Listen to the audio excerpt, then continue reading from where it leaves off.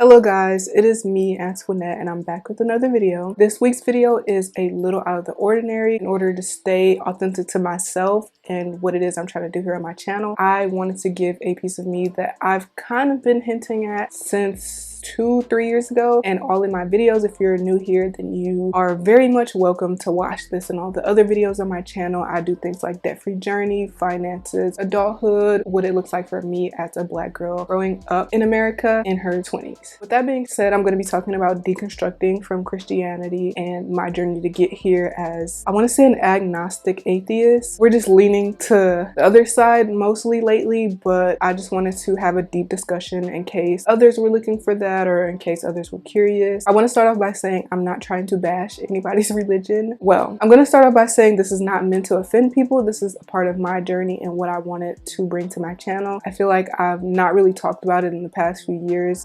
anywhere publicly because I was afraid of backlash, but I am growing up in a life that I want to live and that I want to bring a part of my journey. So if any of that makes sense, we're going to now really get into it. So I want to start by saying I'm from Detroit, Michigan, a very majority black city in the Midwest. As you can kind of guess where I'm going with this, I grew up as a Baptist Christian. In the black community and in black households, Christianity is really at the forefront of what we learn as kids and what our beings are from a young age. That's instilled into us. That is what was instilled into me, the Bible, God, Christianity, everything like that. So I'm coming from that perspective that the world revolved really around Christianity, and that was our purpose on earth. That is the purpose to get to the next life. So that is a little bit of background about me. I grew up reading the Bible, read it front to back, possibly once or twice. I grew up listening to the gospel music, grew up going to church. I was baptized when I was 7. I think it was like the week after Easter. I was baptized and I basically was a believer. And I know there's a lot of situations where people of faith or people that are believers of Christianity say, well, if you can leave, you were never Christian. If you can do this, you never believe. Sometimes you have beliefs and sometimes you change your mind. That's fine if you haven't changed your mind, and that's fine if you never will change your mind. But for me and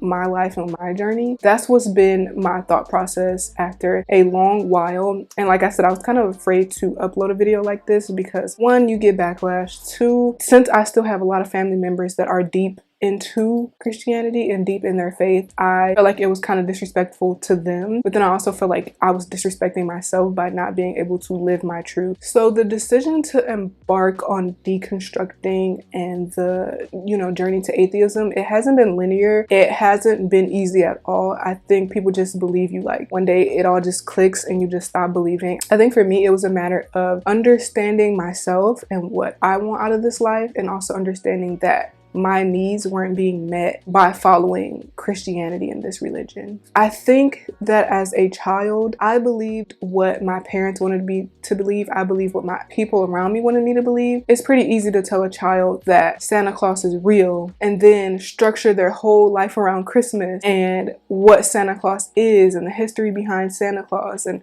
the history around things like that. They believe it until you tell them, no, until you give them evidence that it's not real. You know what I'm saying? So if you tell them this thing is very much real and that every single waking moment of your life is dedicated to not being worthy, also trying to aspire to be worthy enough to make it into something for the afterlife, they're going to believe it. They're going to be scared. And that is what I was for 90% of my 25 years of life. I grew up in a household where every Sunday we went to church. I don't want to say every Sunday because sometimes my mom just went by herself. My grandma went to church. She'd take me. Other family members would go to church. She'd take me. I didn't have a choice of saying no, even if I wasn't interested in what church had to offer and what it was. Got baptized when I was 7. I made that decision not because I understood what getting baptized meant. I knew it meant that I was being saved, that I was casting away my sins, and that I was going to become born again. And I remember the conversations I had where I was like, oh, now that I'm, I was 7. We were discussing things, we were regurgitating, giving parts of what we heard our parents say, what we were learning in church. Oh, I'm 7 and am going to now say that I can't sin anymore, which means I can't cuss, I can't do all these. Like, I was really adamant at 7, the week before I got baptized. I was like, okay, so once I'm born again, I can't do this, and I can't be bad, and I have to obey my parents, and I have to be like, it was just a big thought process for a 7-year-old. Really, all I wanted to do was please my parents and the people around me. From a young age, like many other people, have been taught to believe that no matter what I do, I'm not worthy. No matter what I do, I was born with sin and I can never recover from that, but I have to work towards it, which seems unachievable. And then I may or may not get into heaven. So at 7, that is what I was taught, that's what I believed, and that's what I grew up in. As you can imagine, came fear, came the worry that everything I do was going to be looked at and watched from this man in the sky, was going to basically tell me whether or not I made it into his magical kingdom. By no means was my life perfect, and I think that also contributed to a little of the cracking down of the walls, because like I said, I was a firm believer. I just knew that God was going to come and save me one day, and I just knew that this is what I had to do, that the Bible was the blueprint to me being a good person. You know, you get older and you meet other kids, and I remember in 6th grade, I had already been questioning my sexuality by that point, and I don't want to say questioning as in, oh, I knew, but there were things that I didn't know that really truly helped me. Homosexuality is a sin, or people consider it a sin. It's up to interpretation. To me, I refuse to believe that. Was standing in the school line one day, and I have a whole coming out story if you want to see it. It's on my channel. It's one of the very first videos I posted. I was already questioning, like I said, I had the biggest crush on Alyssa Milano. I had the biggest crush on a lot of different girls in school and outside of school, and I couldn't really understand why my attraction for like couples in school was for the girl and not the boy. You know, like usually you would be jealous of the girl having the boy, but that wasn't me. I was just like, why am I not him? I remember a girl, she came out as bisexual, 6th grade, and I had no clue what that word meant, didn't even know. I just knew gay, and I knew gay was bad. Coming up with that word, and I was like, you know, what is that? Like, what are you talking about? What is that? They're like, oh, she likes both. And I was like, that's possible? That's possible for you to be able to like both? And that awakened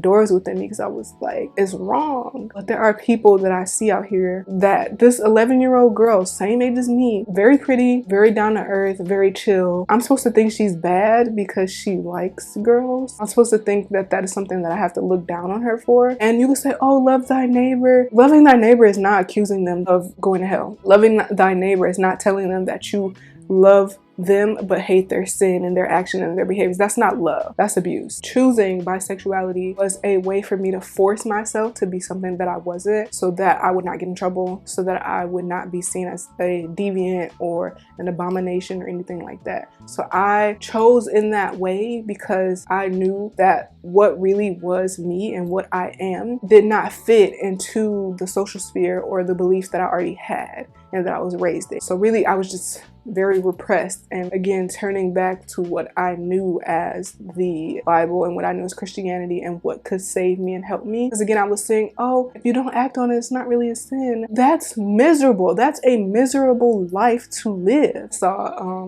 Cali in Arizona. I mean, crying. This is supposed to be a nice video. Like, I'm supposed to be, this is so fake. This is a simulation. This is not real. I saw Cali in Arizona get married on Grey's Anatomy, and I was like, wow, that is a possibility for me. But I also can't do it. I can't be that. I can't see that. That's not right. That's not for me. So like I said, my sexuality was a big factor in why I began to step away. I also would go to church. It was boring. I'm not even gonna lie. It was boring. It was plain boring for me. I really had no interest in what the word was and what it was going to be and who it was serving, because it wasn't serving me for several reasons. It was a man telling me what to do. All of the head of church where I was from, all the heads of church were men. The women were ushers and other things like that. They were not at the top of the totem pole as the pastor or the minister. Joyce Myers, you would see her on TV, or Creflo Dollar's wife, and stuff like that. You would see them on TV, but in my real world view, I did not see them in my life. I didn't see women being allowed to lead in that way, but I did see them giving community. And that's one of the things that I did enjoy about the Black church, was the music and the community and what that meant being a Black person, because Christianity is so much a part of what we are as Black people and what has been ingrained into us to believe as Black people. And so I wasn't interested. Every day, you know, we would go and we would read the verses and the scriptures, and I would just be like, this doesn't make any sense. I did not think the stories that people were telling actually happened because I'm not seeing it in real life. And I won't claim to be the smartest person that just can debate the non-existence of a creator or the non-existence of science or things like that. I think they both can be one, as long as it's not being used to control people and make decisions for people in their lives. Praying to somebody that's not answering my prayers, and that has not answered the prayers of my people, my skin folk, for a very long time.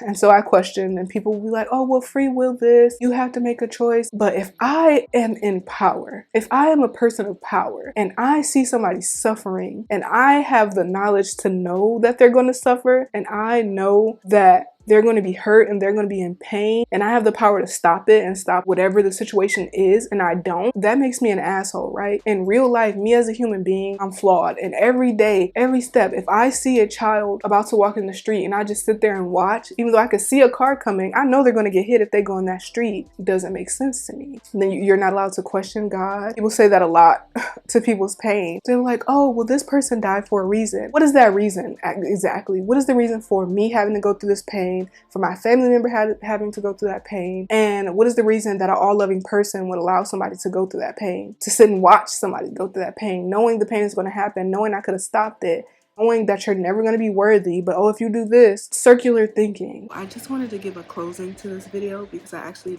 didn't record the rest of that somehow. I just wanted to say that my journey was, again, never linear, and it may change as time goes past, as I get older. This is what life is for me right now and what it's going to be. And yeah, I hope y'all liked the video and enjoyed it and got something from it, and I'll see y'all next time.